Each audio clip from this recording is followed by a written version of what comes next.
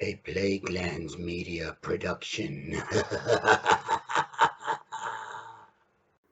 Hey everyone, this is Hugh from Plaguelands Media bringing you an RPG review today. So, cheers. Now,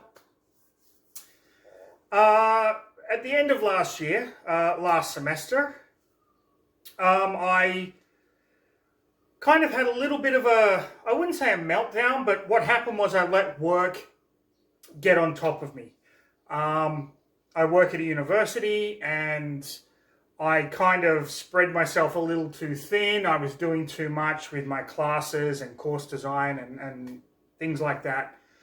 And I kind of let it get to my head just a little bit. Now, I just want to say straight out, this has nothing to do with the students. My students are freaking awesome, and every semester I am so impressed with the creativity, with the ingenuity that they bring to each and every class. This was just me overworking myself, and I only have myself to blame for this. After some heartfelt talks with my Plaguelands Media crew, Mr. Ian Van Gammett and Dr. Luke Carmen, I decided that this year would be a good year to go through my midlife crisis.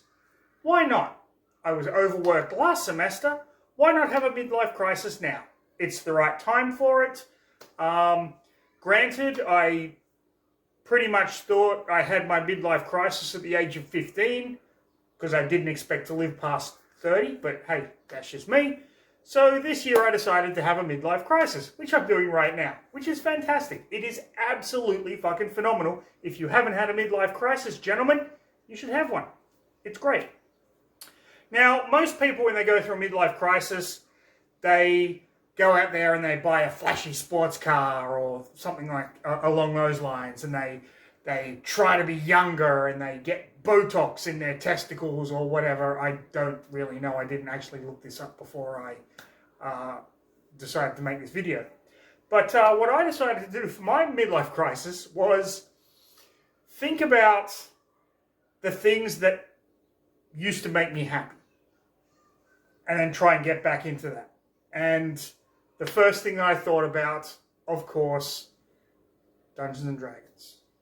Not 5th edition, not 4th edition, not even 3rd edition Dungeons and Dragons, but the original 1st and 2nd edition TSR Dungeons and Dragons. If I want to buy those original books, they cost an arm and a leg, and I'm not prepared to do that. But thankfully, Drive-Thru RPG has print on demand. So I've slowly been accumulating a new collection of the 1st and 2nd edition Dungeons and Dragons books that I used to own back in the day. I have the revised edition of the Player's Handbook. Yes, it is not the... Let me just get the glare off. It's not the one that I remember, the blue one or whatever, but it is the Player's Handbook. Dungeon Master's Guide. And of course, the Monstrous Manual. This is the one that was made after they stopped doing the folders, the binders. So you can see, like, it's got those great pictures and everything like that.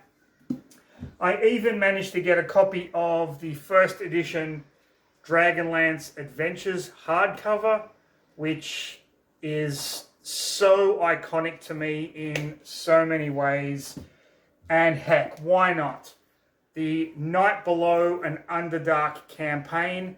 This thing is phenomenal. I have so many more books, source books, adventures, all of that other stuff, that at some point I'm going to read and review on this channel, just because it means so much to me, and I want it to mean something to you, all you little Plaguelandians out there that have followed us for however many years and however many videos the Plaguelands Media crew have been making.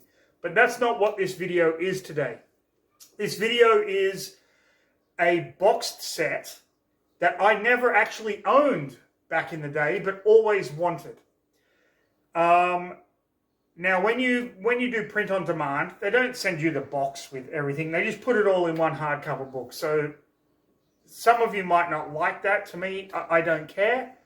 I'm in this for the nostalgia. I'm in this for the history. I'm in this for the statistics. I'm in this basically just for me. This is my midlife crisis. That's why I'm doing this shit. Today, I'm reviewing the Forgotten Realms boxed set, now a hardcover book, for 2nd edition Dungeons and Dragons, Ruins of Zhentil Keep.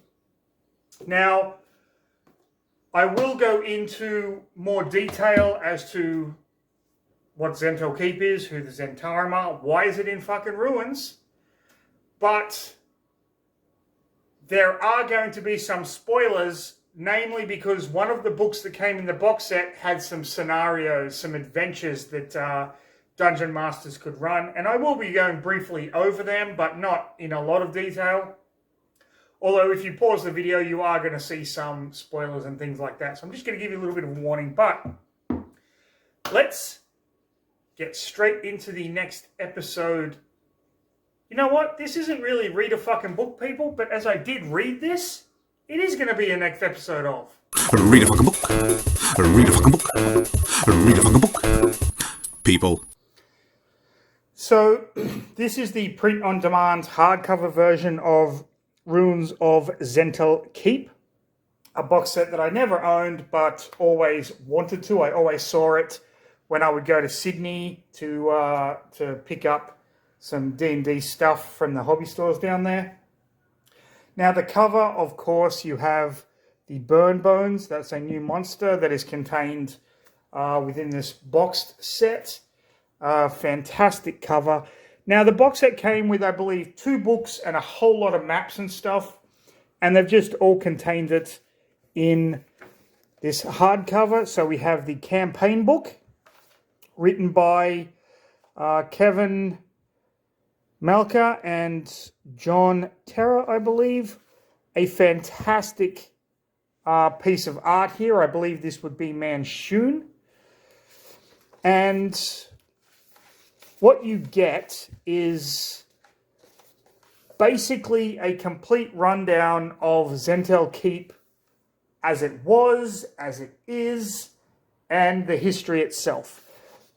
So we have the history of Zhentil Keep, how it came to be. For those of you that don't know, Zhentil Keep is home of the Zhentarim. They are an evil faction in Faerun, the Forgotten Realms, who seek to kind of dominate via nefarious purposes, but also using trade and trade routes and things like that.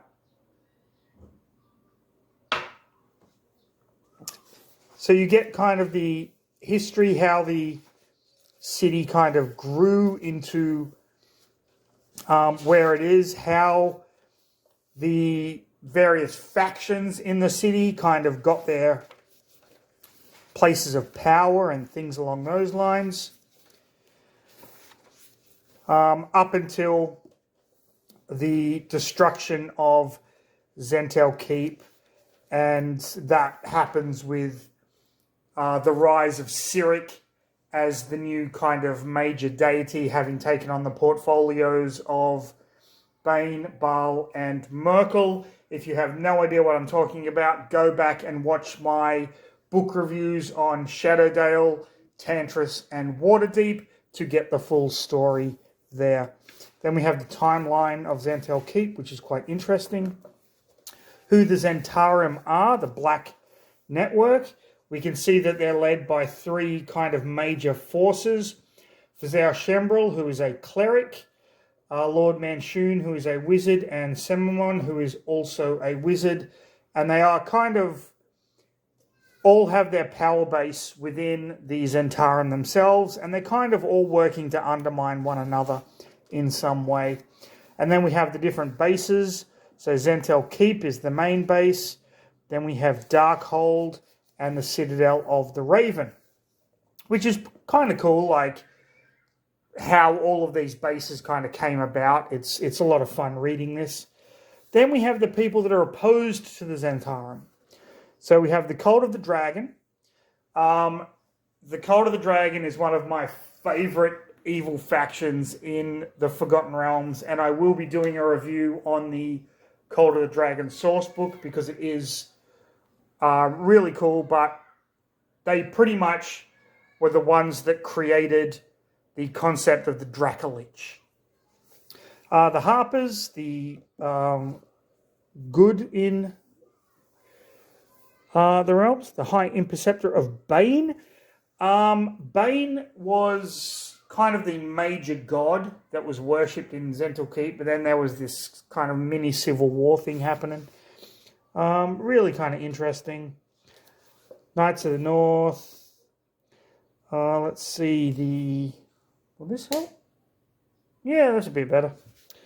The Lord's Alliance, that's kind of Waterdeep. The Purple Dragon, that's Cormyr. The Red Plumes, that's Hillsfar. Red Wizards of Thay. Again, I've got a source book from first edition that I will be reading and reviewing. So if you don't know who the Red Wizards of Thay are, go and watch Dungeons & Dragons Honor Among Thieves, and that will give you everything you need to know. The allies of Zhentarim. Beholders. Blood Swords, and of course the Drow Elves and the Black Dragon. So, yep. Then you've got the agents and what the agents are kind of getting up to. You get some maps. So you got a lot of agents in various places. How to join the Zhentarim and so forth. Now, the next part is Zhentil Keep then. This is Zhentil Keep before the Time of Troubles. If you don't know what the Time of Troubles is, please go and watch my book reviews on Shadowdale, Tantris, and Waterdeep to give you a complete rundown of what happened. But basically, Bane and Merkel, Bane being the god of strife, Merkel being the god of death, stole the tablets of fate from Lord Ao, and he banished all the gods to the mortal realm until the tablets of fate were recovered, and thus ushering in a change of rules from first edition to second edition. It's a really fascinating and absolutely fantastic trilogy of novels. So we get an overview of the keep, who's in charge, what society is like, what life for regular people are like, and the different power groups that you have, who leads Zhentil Keep at this point, all of the nobles and whatnot, the different faiths in the keep itself. So we have the Church of Bane, which is the most prolific. Nice map of the Temple of Bane. The Church of Leviatar, Leviatar being the goddess of disease and poisons. The Cult of Malar, the Beast Lord, I believe was a demigod at this point. We also have Tempest, the Lord of Battle. Auril, the Frost Maiden, who is significant in one of the 5th edition campaigns that they released, set in Icewind Dale.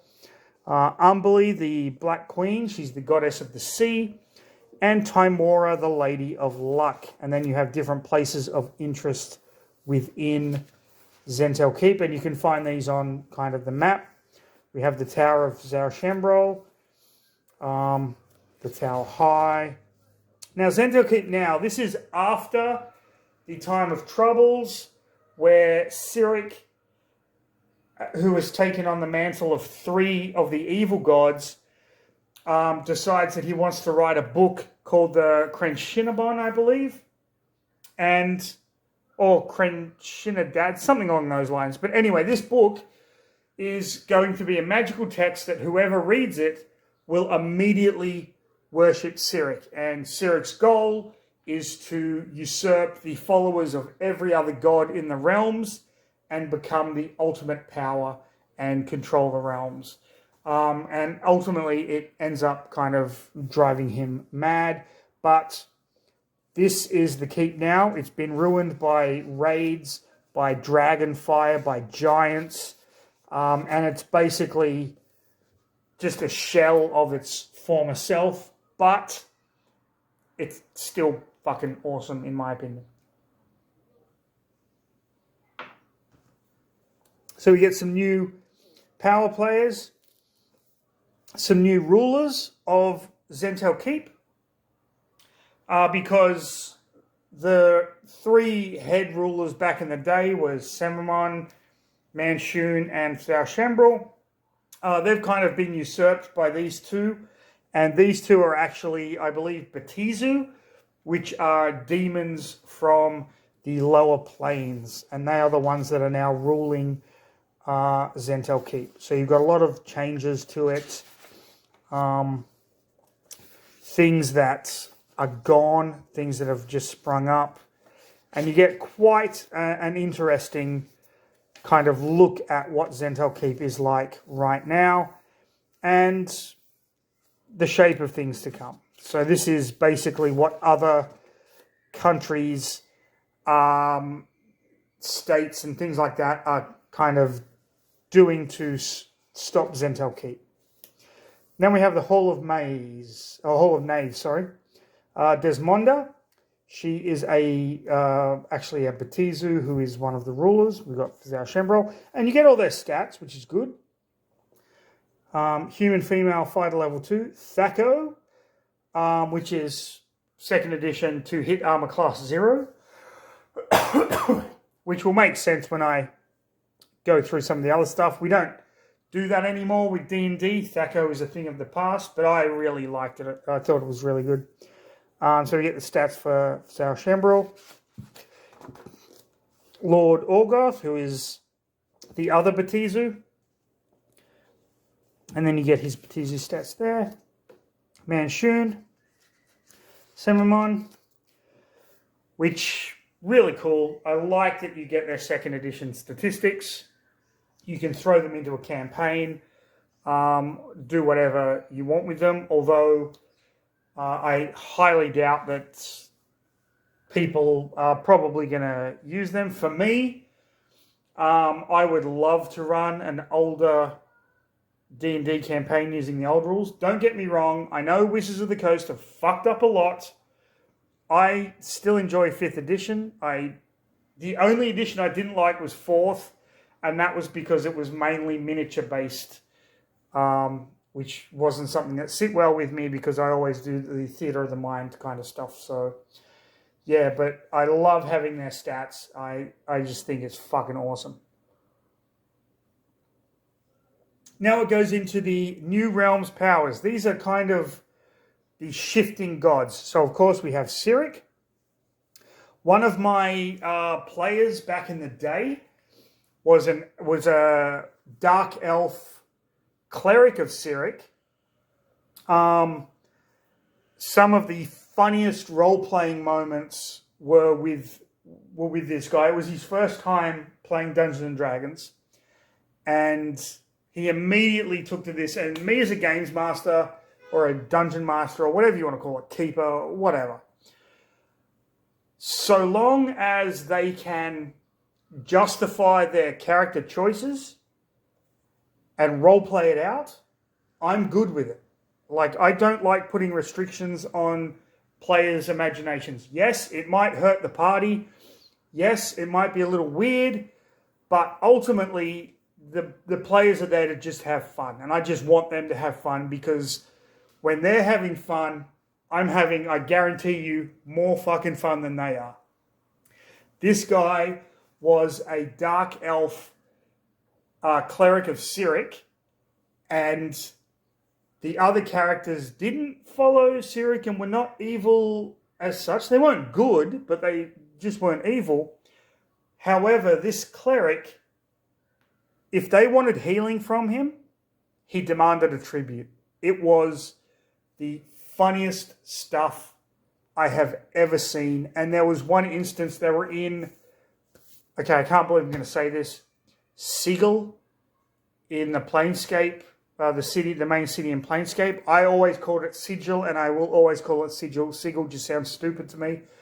But they were there, and they went into a chocolate shop, and the cleric, the dark elf cleric of Cyric, killed the chocolate shop owner. And just as he did that and hit the body, customers came in. He had to role play being a chocolate shop owner. It was one of the funniest freaking role-playing experiences I have ever had. And we were on the floor laughing at this. And it kind of helped that while we played, we were all kind of drinking. So the sessions kind of got a little out of hand. But that was one of my fondest role-playing game memories. And that was decades ago. I still remember that. I can still remember him trying to sell chocolate to customers while trying to kick a dead body under a counter. It was phenomenal. So Cyric has usurped the powers, as I've said before. Then we have the godson of Bane, because Bane is apparently dead, and we have, I'm not even going to try and pronounce that, but that is a new power that has arisen. Kelemvor, who was Kelemvor Lionsbane, Cyric murdered him in the novel Waterdeep. He has now become the god of the dead. He has taken Merkel's pantheon as his own. And Mask, the god of thieves, has gone into hiding. And there are a few kind of other gods there as well. We get some new spells, priest spells, which is always cool. Wizard spells, you can see back in the day they had like the School of Magic, and then it was the sphere, the range, the components, VSM, verbal, somatic, material. Verbal is the shit you say, somatic, the gestures you do, and material is the things that you need to cast it. Duration, casting time, area of effect, and if there is a saving throw or not. So these are always really cool to kind of have. We have some new magic items, which I really appreciate. The Cyrena Shad, there we go. That's the book that Cyric was writing. Battle Gorget, Bone Mask, Gargoyle Cloak, and Mace of Darkness. I remember, actually, just speaking of this, I remember the cleric, the Dark Elf cleric of Cyric, had a mace that on a critical hit would poison whoever it hit, and it would do this by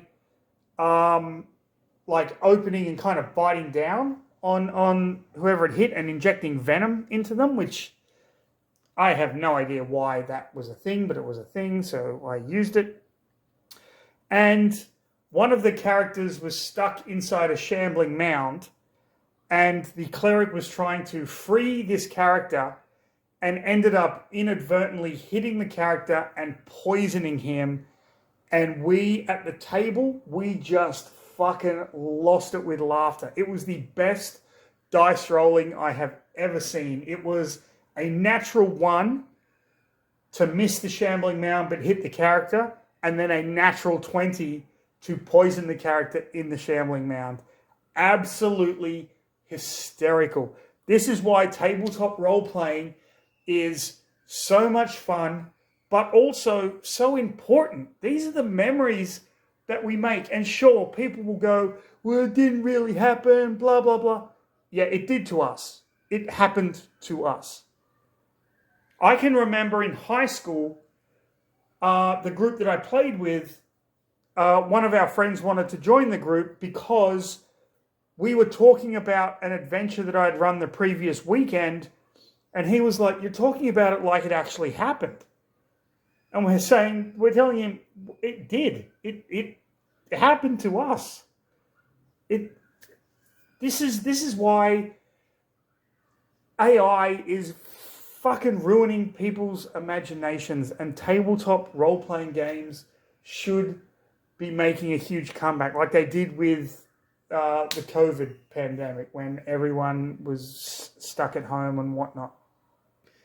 They are so intrinsically important to building up skills like imagination, problem solving, mathematics. All of these things matter.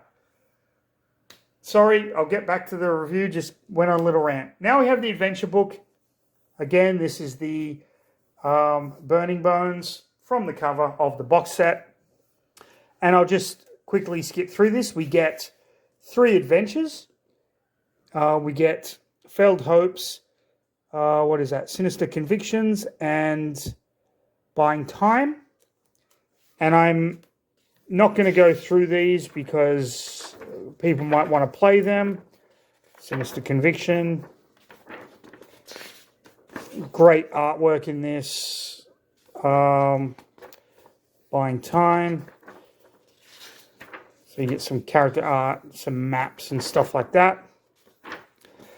But then we come to this. These are the new creatures. Now, back in the day, these would have been in a loose leaf folder. And you build up your folder and whatnot. I'm glad they stopped that. It was really annoying when the pages kind of tore. I didn't like it. I lived with it, but I didn't like it. So you have climate and terrain, where they're found, the frequency, organization, activity cycle, diet, intelligence, treasure and alignment, the number that appear, their AC armor class, their movement, their hit dice, THAC0 to hit armor class 0, number of attacks, damage per attack, special defense, magical resistance, size, morale, and how much XP you get for killing them. And then you have a description of the characters. So this is kind of typical for second edition creatures. So we have the Bane Dead, we have the Bane Lich, Burn Bones, Nature Elemental, Gargoyle, which is kind of cool. We've got two types here. A Magic Golem, which is fucking awesome. A Vault Guardian Golem. Hibsil, which is like a pixie antelope centaur thing. Mage Doom. Scarlet Dancer. Ondonti. Zentish Sewer Rats. A Render, which is awesome. A Sakanti, a Messenger Snake, again, awesome, and a Zentarum Spirit. So you get some new monsters in this collection. Next we come to the maps. Now, if you had bought this as a boxed set back in the day, the maps would have been fold-out giant things that you could kind of access, whatnot, but for here, they've kind of cut them up and reprinted them. Personally, I don't have a problem with this because you can find these online now. This doesn't bother me at all. So you get kind of the Zentarum trade routes, the Moonsea, where Zhentil Keep is kind of located. And you can see how close it is to Shadowdale.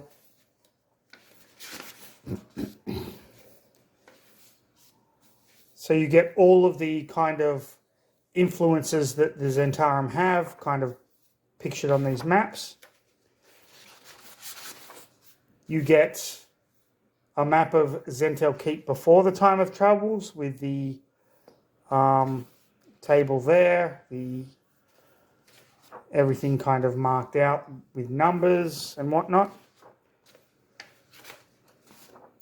And then you get it after the time of troubles, where it's kind of all ruins and everything else. Then you get some of the dungeons from the adventures. Flaming Tower. Temple in the Sky. These are kind of the factions here. The Secret Temple.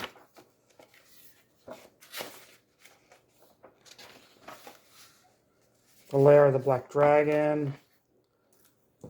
And that, wow, I just knocked over the camera. Sorry about that, everyone. Let's just get that back.